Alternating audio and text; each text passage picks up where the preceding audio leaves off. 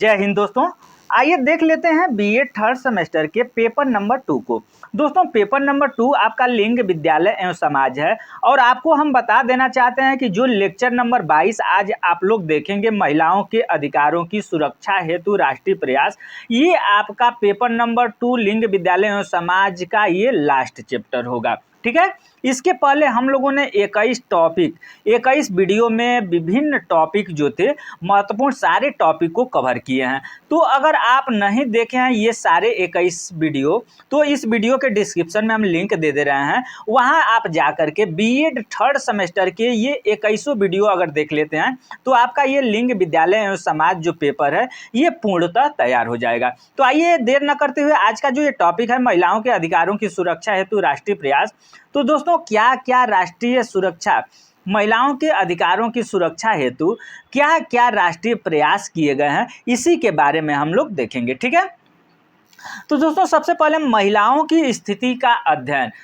महिलाओं की स्थिति का अध्ययन करना क्यों हमें ज़रूरी है, क्योंकि सबसे पहले तो हमें ये जानना जरूरी है कि महिलाओं की स्थिति वर्तमान समय में अगर देखा जाए तो जो हमारे महिलाएं हैं, जो लड़कियां हैं, जो औरतें हैं, उनकी स्थिति क्या है उसका हमें अध्ययन करना होगा। तो महिलाओं की स्थिति विभिन्न कालखंडों में अलग अलग रही है। कभी वे पुरुषों जैसा वेश धारण कर युद्ध क्षेत्र में जाती थी तो कभी पर्दे की ओट में रहकर आंगन तक सिमट गई।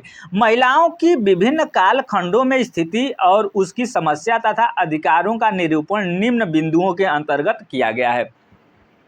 दोस्तों कहने का मतलब ये है कि जो महिलाएं हैं, जो लड़कियां हैं, उनकी स्थिति क्या रही है। तो कभी वो पर्दा प्रथा में रही हैं, तो कभी नारी बनकर के झांसी की रानी आप लोग सुने होंगे जो कि युद्ध में उतर गई थी।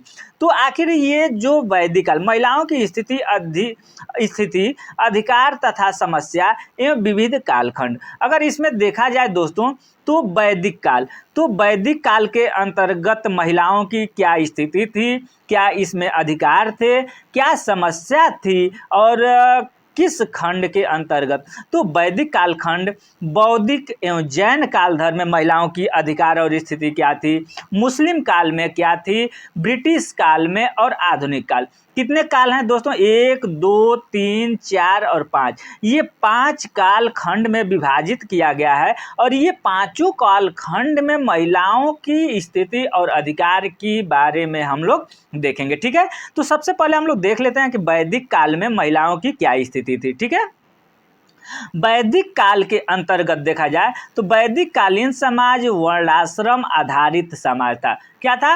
वर्णाश्रम आधारित समाज था। ब्राह्मण, क्षत्रिय, वैश्य, ठीक है, ब्राह्मण, क्षत्रिय, वैश्य तथा शूद्र 4 वर्णों में वर्णाश्रम का विभाजित है। वह ब्राह्मण, क्षत्रिय तथा वैश्य को द्विज कहा जाता था और द्विजों को अगर देखा जाए तो द्विजों को शिक्षा पर अधिकार प्राप्त था, परंतु शूद्रों को शिक्षा प्राप्त करने का अधिकार नहीं था। ठीक है, तो दोस्तों कहने का मतलब ये है कि जो ब्राह्मण और क्षत्रिय थे उस समय उन लोगों को शिक्षा का अधिकार था, लेकिन अगर शूद्र देखा जाए जो निम्न कास्ट के लोग थे उनको शिक्षा प्राप्त करने का अधिकार नहीं था। किस युग में, किस समाज में, किस काल में? तो वैदिक काल में। ठीक है, अब देखेंगे कि बौद्ध एवं जैन काल। दोस्तों बौद्ध और जैन काल के अंतर्गत देखा जाए तो बौद्ध एवं जैन काल के अंतर्गत वैदिक काल आते हैं, उत्तर वैदिक काल आते हैं। समाज में अनेक आडंबरों तथा बुराइयों का साम्राज्य व्याप्त हो गया, जिसके परिणाम स्वरूप बौद्ध तथा जैन धर्म उनकी शिक्षाओं का उदय हुआ। इस समय समाज में व्याप्त बुराइयां निम्न प्रकार थी। दोस्तों जो बौद्ध एवं जैन काल था उस समय जो स्त्रियों से संबंधित आडंबर, विभिन्न प्रकार के आडंबर थे, वो कौन कौन से आडंबर थे, कौन कौन सी बुराइयां थी? तो इसमें कर्म कांड की प्रधानता। दोस्तों अगर देखा जाए तो जो कर्म कांड था उसकी प्रधानता जो है लड़कों को यानी पुरुषों को दिया गया था। ठीक है, उसके बाद देखेंगे कि ऊंच नीच का भाव। ठीक है, उसके बाद तीसरा नंबर पर अस्पृश्यता, स्त्रियों की स्थिति का पतन, शूद्र वर्ग की हीन दशा, छठा नंबर अंधविश्वास की कुरीतियां और 7वां नंबर पर जन सामान्य की स्थिति की उपेक्षा और यहाँ पर 8वां देखेंगे तो जन साधारण दोस्तों जनसाधारण की भाषा की उपेक्षा। 9वां है वर्ण आश्रम व्यवस्था का जाति के रूप में परिवर्तित हो जाना और शारीरिक कार्यों के प्रति हे भाव हिंसा की भाव व्याप्त होना। ये आपका बौद्ध और जैन काल के अंतर्गत था। अब देखिए मुस्लिम काल के अंतर्गत देखा जाए तो दोस्तों मुस्लिम काल में लड़कियों को औरतों को प्रदा प्रथा के अंतर्गत यानी प्रदा में रखा जाता था। अब देखिए इसमें लगभग 613 ईस्वी के आसपास मोहम्मद साहब ने लोगों को अपने ज्ञान का उपदेश देना आरंभ किया था। इसी घटना का इस्लाम का आरंभ आता है। हालांकि इस समय तक इनको एक नए धर्म के रूप में नहीं देखा गया था। डॉक्टर यूसुफ हुसैन के अनुसार अगर देखा जाए तो निजी घरानों में बालिकाओं को धार्मिक शिक्षा प्रदान करने के लिए मकतब थे। ठीक है, क्या थे?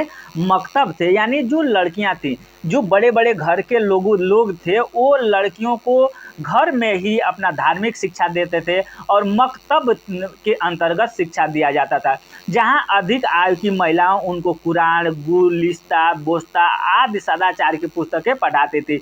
इस प्रकार अगर देखा जाए तो इस प्रकार स्त्रियों को व्यक्तिगत रूप से प्रदान की जाने वाली शिक्षा में धर्म की प्रधानता थी तथा इसके साथ ही साथ नृत्य, संगीत, ललित कलाओं की शिक्षा भी प्रदान की जाती थी। ठीक है, उसको स्त्रियों की शिक्षा हेतु पहल करने वाले प्रथम शासक गयासुद्दीन तुगलक थे, जिनके द्वारा सन 1469 से 1500 ईस्वी के मध्य सारंगपुर में सभी वर्गों की बालिकाओं के हितों को ध्यान में रखते हुए मदरसे की स्थापना की गई। ठीक है, अगर देखा जाए तो दोस्तों अगर आप लोगों से पूछा भी जा सकता है कि जो मदरसा है, मदरसा की स्थापना कब की गई थी, तो 1469 से 1500 ईस्वी के मध्य। ठीक है, ये कौन? सारंगपुर में सभी वर्गों के बालिकाओं के हितों को ध्यान में रखते हुए। ठीक है, मदरसों की। अब देखिए फरिश्ता के अनुसार अगर देखा जाए तो इस मदरसे में बालिकाओं को नृत्य, संगीत, सिलाई, बुनाई, बढ़ईगिरी, सुनारगिरी, लोहारगिरी, जूते बनाने, मखमल बनाने, युद्ध कला, रण क्षेत्र कला आदि की शिक्षा प्रदान की जाती थी। उनकी शिक्षा का भार उनके अभिभावक को वहन करना पड़ता था, अतः केवल धन संपन्न व्यक्ति ही अपनी बालिकाओं को इस विद्यालय के अध्ययन के लिए भेज पाते थे। दोस्तों अगर देखा जाए तो उस समय जो आपका मध्यकालीन वर्ग था वो मुस्लिम काल युग था, और उस युग में देखा जाए तो जो लड़कियां थी उनको मदरसों में पढ़ने के लिए भेजा जाता था और मदरसे में जो सारे कला सिखाए जाते थे और उसमें पैसा लगता था, और वो पैसे का जो वहन था वो गार्जियन को करना पड़ता था, और उस समय के लोग बहुत गरीब हुआ करते थे और देखा जाए तो उनके पास इतना पैसा नहीं था कि वो अपने बच्चियों को पढ़ा सके। ठीक है, तो उसमें क्या था कि बड़े बड़े घर के लोग ही, जिसके पास पैसा था उसी घर के लोग ही शिक्षा ग्रहण कर पाते थे। अगर ब्रिटिश काल के अंतर्गत देखा जाए तो अंग्रेजों ने, दोस्तों इसमें क्या था कि जो अंग्रेज सरकार थी, ठीक है, अंग्रेज सरकार का लक्ष्य था कि ये फूट डालो और शासन करो। ठीक है, तो इस समय ब्रिटिश काल के लोग जब आए तो उन्होंने शिक्षा को प्राथमिकता नहीं दी, लेकिन कुछ दिनों के बाद जो ब्रिटिश काल थे उन लोगों का साम्राज्य धीरे धीरे 1 जिला से 2 जिला 3 जिला स्टेट इस तरीके से राज्य बढ़ते गया, और जब राज्य इन लोगों का बढ़ते गया, साम्राज्य बढ़ता गया, तो इन्होंने अब शिक्षित लोगों की ज़रूरत होने पर लगी।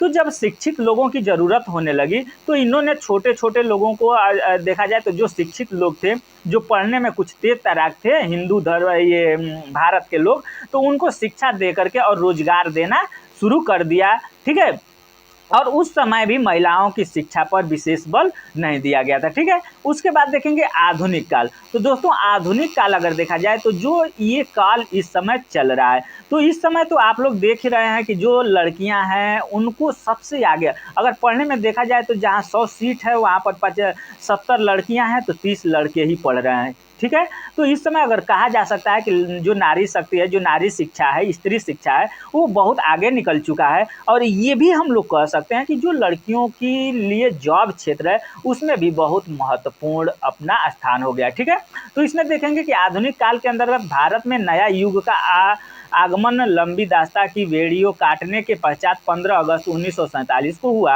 भारत ने इस आज़ादी के लिए लंबा संघर्ष किया, और यह आज़ादी अपने साथ तमाम प्रकार की समस्याएं भी लाई, जिनमें कुछ प्रमुख निम्नलिखित है।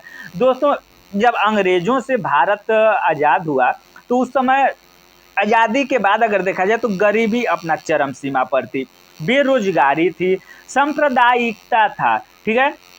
इसके बाद अशिक्षा थी, खाद्यान्न की समस्या, भाषा की समस्या, कुशल मानवीय संसाधन का अभाव, औद्योगिक पिछड़ापन, सामाजिक कुरीतियाँ और स्त्रियों का पिछड़ापन स्थिति, इसके साथ साथ अंधविश्वास तथा कुरीतियाँ, जातिगत भेदभाव, क्षेत्रीय समस्या और आर्थिक समस्याएं, लिंगीय भेदभाव इत्यादि सारे के सारे भारत जब आज़ाद हमारा देश हुआ तो ये सारे के सारे समस्याओं को झेलना पड़ा।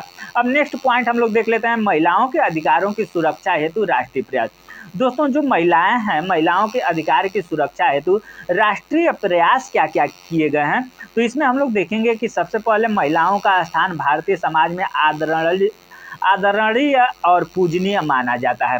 इसमें कहा भी गया है जो आधुनिक युग है कि यत्र नार्यस्तु पूज्यन्ते न रमन्ते तत्र देवता। दोस्तों जहाँ नारियों, जहाँ महिलाओं, जहाँ लड़कियों का सम्मान होता है वहाँ देवता भी निवास करते हैं, ये हमारे पुराणों में अगर देखा जाए तो कहा गया है, ठीक है। तो हमें जो महिलाएं हैं उनकी इज्जत करनी चाहिए, उनकी सम्मान करनी चाहिए। अगर घर में बाहर कहीं भी बरकत चाहते हैं और अच्छी तरीके से अपना जीवन यापन करना चाहते हैं तो अपने अपने घरों में महिलाओं का सम्मान करना आपको होगा। परंतु कुछ कुरीतियां तथा अंधविश्वासों की बेदी पर महिलाओं की अस्मिता और सुरक्षा चढ़ा दी गई है। वैदिक काल में महिलाओं के अधिकारों की सुरक्षा, वैदिक काल, ठीक है। अगर देखा जाए इसमें तो विदुषी की भूमिका, गुरु की भूमिका, परिवार संचिका तथा माता इत्यादि की भूमिका, प्रेम त्याग धैर्य की प्रतिमूर्ति विदुषी के रूप में, सलाहकार एवं परामर्शदाता, ब्रह्मचारिणी, वेदों की रचयिता इत्यादि। ये बौद्ध काल में महिलाओं के अधिकारों की सुरक्षा अगर देखा जाए तो बौद्ध काल भिक्षुणी, धर्म प्रचारिणी, सामान्य गृहस्थ जीवन के दायित्वों का निर्वहन करने वाली और ज्ञान का प्रचार प्रसार करने वाली, ठीक है। ये सारे के सारे लड़कियों औरतों को दिया उदारता एवं त्याग की प्रतिमूर्ति। मध्यकाल में महिलाओं के अधिकारों की सुरक्षा, मुस्लिम काल में अगर देखा जाए तो रचना करने वाली, नवीन वस्तुओं तथा विलास की सामग्री की खोज करने वाली और राजकाज की संचालिका, पारिवारिक दायित्वों का निर्वहन करने वाली, परामर्शदात्री, राजनीतिक कार्यों में प्राप्त तथा अप्रत्यक्ष रूप से सक्रिय सहभागिता, ये सारे के सारे हैं। अब देखिए ब्रिटिश काल में अगर देखा जाए महिलाओं के अधिकारों की सुरक्षा ब्रिटिश काल में तो दोस्तों पारिवारिक दायित्वों का निर्वहन करने वाली, गृहस्थी के साथ व्यावसायिक जीवन में प्रतिभाग करने वाली, आज़ादी की मांग में सक्रिय रूप से भाग लेने वाली, व्यावसायिक क्षेत्र में संलग्न और समाज सुधारक तथा शिक्षा के क्षेत्र में सक्रियता, ठीक है। अब आधुनिक काल में देखा जाए दोस्तों, आधुनिक काल में अगर देखा जाए महिलाओं के अधिकारों की सुरक्षा तो इस समय आधुनिक काल स्त्री की भूमिका और कार्य क्षेत्र का विस्तार से बाहर तक पहुंचाना, प्रशासनिक पदों का निर्वहन, राजनीतिक सहभागिता, राष्ट्रीय तथा अंतर्राष्ट्रीय पदों पर स्थित, विश्व शांति की अग्रदूत, ठीक है। उसका सभ्य समाज की मापन। तो दोस्तों आज हम लोग ये बीए थर्ड सेमेस्टर के पेपर नंबर आपका 2 लिंग, विद्यालय एवं समाज समाप्त होता है। अब हम लोग कल से देखेंगे पेपर नंबर फर्स्ट के अंतर्गत, जैसे समावेशी शिक्षा है तो पेपर नंबर फर्स्ट के अंतर्गत भी हम लोग लगभग 8-10 वीडियो देख चुके हैं। उसके आगे से हम लोग क्लास शुरू करेंगे। वीडियो आपको अच्छा लगा हो तो वीडियो को लाइक, शेयर एंड सब्सक्राइब करें। धन्यवाद।